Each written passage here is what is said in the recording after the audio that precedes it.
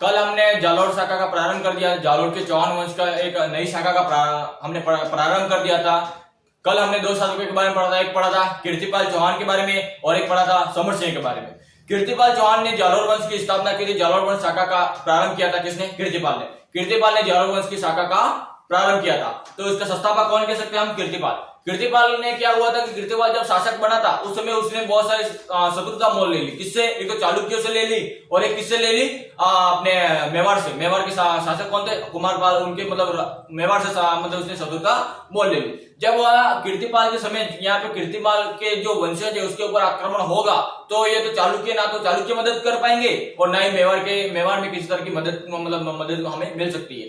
तो ऐसा सोचते हुए समर सिंह इसका पुत्र था, उसने क्या किया कि इस तरह की स्थिति अगर ना हो इसलिए अपनी पुत्री का विवाह चालुक्य शासक भीम सेकंड के साथ कर दिया, जिसके कारण से एक वैवाहिक संबंध स्थापित कर दिया। जिसके कारण से चालुक्य जब इसके ऊपर आक्रमण होंगे जालोर के चौहान वंश के ऊपर तो चालुक्यों को क्या करेंगे? चालुक्य उनकी सहायता करने के लिए आ जाएंगे। तो इसी तरह से समर सिंह ने एक वैवाहिक संबंध स्थापित किया किसके? चालुक्य के साथ। आज एक नए शासक के बारे में पढ़ेंगे जिसका नाम है उदय सिंह। उदय सिंह ये जालोर वंश के चौहान वंश का बहुत शक्तिशाली बहुत प्रतापी शासक है। इसके समय में जालोर के चौहान वंश के जो शाखा मतलब इसका जो साम्राज्य का विस्तार बहुत अधिक हो गया था। किसके समय में? उदय सिंह के समय में। उदय सिंह जालोर वंश का सबसे शक्तिशाली शासक है। हुआ क्या कि उदय सिंह के एक पुत्र था जिसका नाम है चाचक देवी। चाचक देवी की एक पुत्री जिसका नाम है रूपा देवी। रूपा देवी का विवाह हुआ था किसके साथ? मेवाड़ के शासक जेत्र सिंह का पुत्र तेज सिंह के साथ हुआ था। किसके साथ हुआ था? मेवाड़ का शासक जेत्र सिंह। याद रखना उदय सिंह के समय मेवाड़ का शासक कौन है? जेत्र सिंह। उसका पुत्र कौन? तेज सिंह के साथ विवाह किसका हुआ था? उदय सिंह के पुत्र की पुत्री यानी कि चाचक देवी की पुत्री रूपा देवी का विवाह किसके साथ हो गया? तेज सिंह के साथ। अब यह वैवाहिक संबंध स्थापित करने का कारण यह है कि उदय सिंह चाहता है कि हमारा तो चालुक्य तो हमारी सहायता करता ही है, लेकिन हमारे जो एरिया में जो एक महत्वपूर्ण जो शासक महत्वपूर्ण जो राजवंश है, जो महत्वपूर्ण जो शासक है वो कौन है?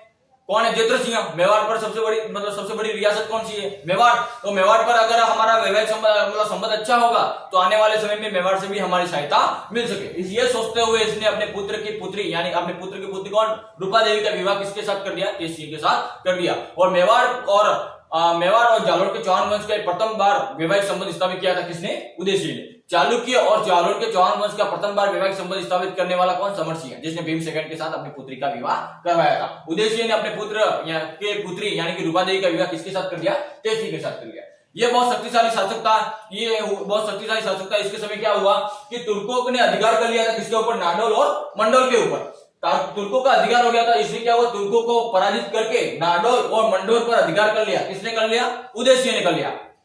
उसके बाद क्या हुआ कि चालुक्य शासक लवण प्रसाद, ये बहुत महत्वाकांक्षी शासक था। कौन? लवण प्रसाद। लवण प्रसाद ने क्या हुआ कि जो सीमा किसकी थी? उदय सिंह की, उस पर कब्जा कर लिया। किसने कब्जा कर लिया? लवण प्रसाद ने। इसको लगा बुरा, इसको लगा झटका कि यार मेरी सीमा पर अधिकार कर लिया इसने, तो इसने कर लिया आक्रमण और जो गुजरात की जो सीमावर्ती जो एरिया थे उसके ऊपर कब्जा कर लिया। किसने? उदय सिंह ने। उदय सिंह ने याद रखना लवण प्रसाद को पराजित कर, चालुक्य शासक लवण प्रसाद को पराजित कर उदय सिंह ने जालोर की शाखा का जो प्रारंभ मिला विस्तार कहां तक कर दिया? उदयपुर अपने गुजरात के सीमावर्ती क्षेत्रों तक अपना अधिकार कर लिया। किसने? उदय सिंह ने। इसके बाद इसके समय में दिल्ली का जो सुल्तान थे दो थे। कौन था? एक तो था इल्तुतमिश, एक था कौन? नासिरुद्दीन मोहम्मद। नासिरुद्दीन मोहम्मद को कहते हैं कि इसे कहते हैं कि खिलौना कहते हैं, क्योंकि इसको खेलने वाला कौन था? बलबन। सारी शक्तियां किसके अधीन थी? बलबन के अंदर। ये तो केवल नाम मात्र का शासक था, लेकिन शासन कौन चला रहा था? बलबन चला रहा था। ठीक है। तो हुआ क्या कि जब उदय सिंह जालोर का शासक था उस समय इल्तुतमिश ने 1228 में आक्रमण कर दिया। आक्रमण करने के बाद इसने आक्रमण किया किसने? इल्तुतमिश ने। और उदय सिंह ने उनको पराजित किया। किसको पराजित किया? इल्तुतमिश ने। याद रखना दिल्ली का शासक गुलाम वंश की स्थापना हो गई थी। गुलाम वंश का शासक कौन है? इल्तुतमिश। इल्तुतमिश ने आक्रमण कर दिया 1228 में किसके ऊपर? जालोर के ऊपर। और ये पराजित होकर इसको भागना पड़ा। किसने पराजित कर दिया? उदय सिंह ने। ठीक है। किसने पराजित किया? उदय सिंह ने पराजित किया। ठीक है। किसने पराजित किया?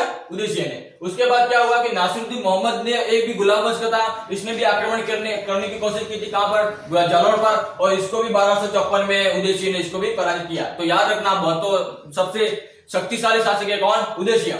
उदय सिंह ने दिल्ली के दो सुल्तानों को पराजित किया। एक तो किया किसको? इल्तुतमिश को, और एक पराजित किया किसको? नासिरुद्दीन मोहम्मद को। तो बहुत शक्तिशाली शासक कह सकते हैं इसको। इसके बाद इसका पुत्र बनता है, क्या नाम है? चाचक देवी।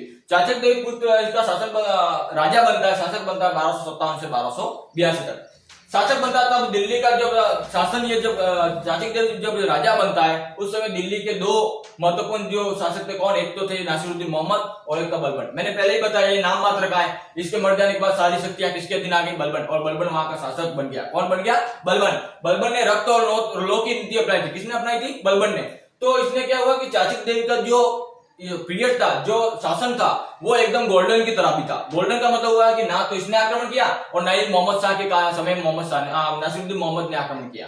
तो ये इसका गोल्डन समय था, किसी का आक्रमण नहीं हुआ, आराम से अपना राज्य चला रहा था। कौन, चाचिक देव। तो याद रखना, इसने एक उपाधि धारण कर ली, महाराजा अधिराज। याद रखना, जालोर के चौहान वंश का सबसे पहला शासक है जिसने ये उपाधि धारण की, कौन सा, महाराजा अधिराज। उपाधि धारण करेगा ही ना, क्योंकि किसी का आक्रमण हुआ ही नहीं और इसको मतलब कुछ अपने वीरता बताने का मौका ही नहीं मिला और अपने आप में उपाधि धारण कर ली, किसने, चाचिक देवी ने। ठीक है, और ये इसने दोनों ने आक्रमण नहीं किया था, याद रखना। इसका पीरियड बहुत गोल्डन था, इसके समय में किसी बाहरी आक्रमण ना तो किसी ने आक्रमण किया था और ना ही इसने किसी तरह का मतलब अपने राज्य का विस्तार करने की कोशिश की, कुछ नहीं किया, बस बैठा रहा और राज्य चलाता रहा और अब उपाधि धारण कर ली, बस खत्म बात। ठीक है, उसके बाद आता है सामंतसिंह।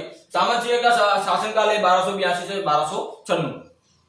इसके समय में दिल्ली पर अधिकार किसका था, जलालुद्दीन खिलजी। जलालुद्दीन खिलजी ने असफल आक्रमण किया था, किसके ऊपर, जालोर के ऊपर आक्रमण किया, जालोर पर। जालोर पर आक्रमण करने के बाद क्या हुआ कि सामंतसिंह ने सहायता मांगी, किसके साथ मांगेगी, एक तो मेवाड़ भी तैयार थे और एक चालुक्य भी तैयार थे, वैवाहिक संबंध स्थापित था। तो इसने चालुक्य के साथ सहायता मांगी और चालुक्यों की सहायता से 1251 में जलालुद्दीन खिलजी को पराजित कर वहां से भागना पड़ा। एक असफल आक्रमण था, किसका, जलालुद्दीन खिलजी। और सामंतसिंह का एक पुत्र है सबसे शक्तिशाली, जिसका नाम है कानरदेव।